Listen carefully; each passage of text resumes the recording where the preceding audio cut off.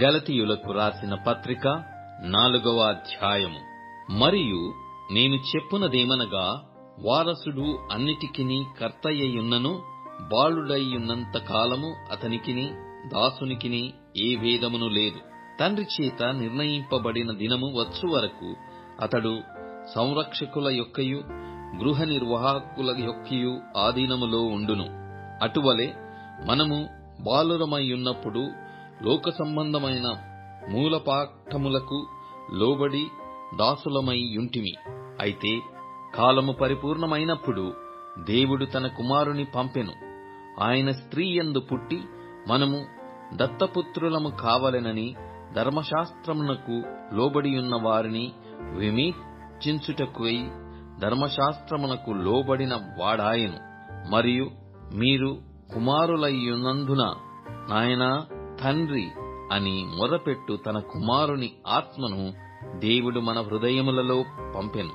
కాబట్టి నీవిక దాసుడవు కావు, కుమారుడవే.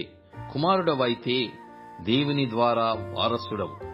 ఆ కాలమందైతే మీరు దేవుని ఎరగని వారై నిజమునకు దేవుళ్ళు కాని వారికి దాసులయ్యుంటిరి గాని, ఇప్పుడు మీరు దేవునిని ఎరిగిన వారును మరి విశేషముగా దేవుని చేత ఎరగబడిన వారునై ఉన్నారు గనుక బలహీనమైనవియు నిష్ప్రయోజనమైనవియునైన మూలపాఠముల తట్టు మరల తిరగనేలా, మునుపటి వలె మరల వాటికి దాసులయ్యుండగోరనేలా మీరు దినములను మాసములను ఉత్సవ కాలములను సంవత్సరములను ఆచరించుచున్నారు.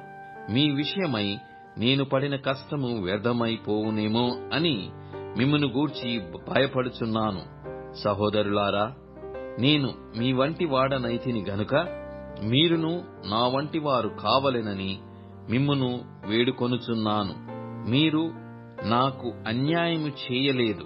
మొదటిసారి శరీర దౌర్బల్యము కలిగినను నేను సువార్త మీకు ప్రకటించితినని మీరెరుగుదురు. అప్పుడు నా శరీరములో మీకు శోధనగా ఉండిన దానిని బట్టి నన్ను మీరు తృణీకరింపలేదు, నిరాకరింపనైనను లేదు గాని దేవుని దూతను వలె క్రీస్తు యేసును వలెను నన్ను అంగీకరించితిరి. మీరు చెప్పుకొనిన ధన్యత ఏమైనది? శక్యమైతే మీ కన్నులు ఊడబీకి నాకిచ్చివేసి యుందురని మీ పక్షమున సాక్ష్యము పలుకుచున్నాను. నేను మీతో నిజమాడినందున మీకు శత్రువునైతినా? వారు మీ మేలు కోరి మిమ్మును ఆసక్తితో వెంటాడువారు కారు. మీరే తమ్మును వెంటాడవలెనని మిమ్మును బయటికి త్రోసివేయు గోరుచున్నారు. నేను మీ యొద్ద ఉన్నప్పుడు మాత్రమే గాక ఎల్లప్పుడూ మంచి విషయములో ఆసక్తిగా నుండుట యుక్తమే. నా పిల్లలారా, క్రీస్తు స్వరూపము మీ యందేర్పడు వరకు మీ విషయమై మరలా నాకు ప్రసవ వేదన కలుగుచున్నది. మిమ్మును గూర్చి ఎటు తోచకయున్నాను. నేనిప్పుడే మీ మధ్యకు వచ్చి మరియొక విధముగా మీతో మాటలాడగోరుచున్నాను. ధర్మశాస్త్రమునకు లోబడియుండ గోరువారలారా, మీరు ధర్మశాస్త్రము వినుటలేదా? నాతో చెప్పుడి. దాసి వలన ఒకడును స్వతంత్రురాలి వలన ఒకడును ఇద్దరు కుమారులు అబ్రహామునకు కలిగిరని వ్రాయబడి ఉన్నది గదా.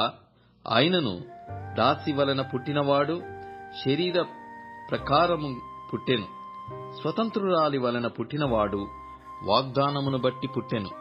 ఈ సంగతులు అలంకార రూపకముగా చెప్పబడి ఉన్నవి. ఈ స్త్రీలు 2 నిబంధనలై ఉన్నారు.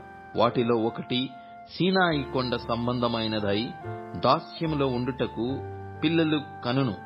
ఇది హాగరు. ఈ హాగరు అనునది అరేబియా దేశములో ఉన్న సీనాయి కొండయే.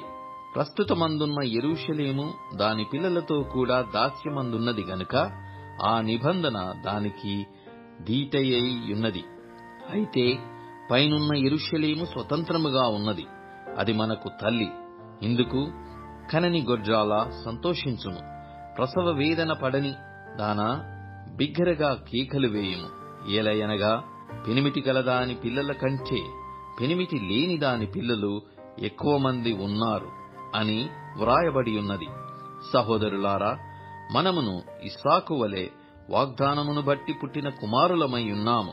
అప్పుడు శరీరమును బట్టి పుట్టినవాడు ఆత్మను బట్టి పుట్టిన వానిని ఎలాగూ హింస పెట్టెనో ఇప్పుడును అలాగే జరుగుచున్నది. ఇందును గూర్చి లేఖనమేమి చెప్పుచున్నది?